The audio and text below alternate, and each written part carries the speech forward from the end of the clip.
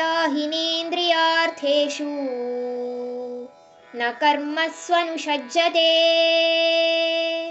सर्वसङ्कल्पसन्न्यासी योगारूढस्तदोच्यते उद्धरेदात्मनात्मानं नात्मानमवसादयेत् आत्मैव ह्यात्मनो बन्धुः ಆತ್ಮೈವ ರಿಪುರಾತ್ಮನಃ.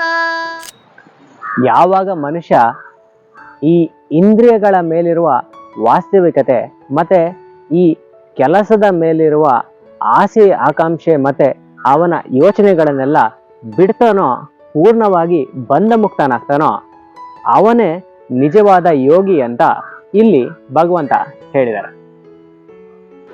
ಯಾವಾಗ ಮನುಷ್ಯನಿಗೆ ಅವನ ಮನಸ್ಸು ಅವನ್ನ ಕೀಳಾಗಿ ನೋಡದೆ, ಅಂದ್ರೆ ತಪ್ಪಂಜನ ಹಾಕೋದು ಅಥವಾ ಡಿಗ್ರೇಡ್ ಮಾಡೋದು ಅಂತಾರಲ್ಲ, ಅದನ್ನ ಮಾಡದೆ ಅವನನ್ನ ಎತ್ತು ಹಿಡಿಯತ್ತೋ, ಆಗ ಅವನ ಮನಸ್ಸೇ ಅವನಿಗೆ ಒಬ್ಬ ಬೆಸ್ಟ್ ಫ್ರೆಂಡ್ ಅಂತ ಹೇಳ್ಬೋದು.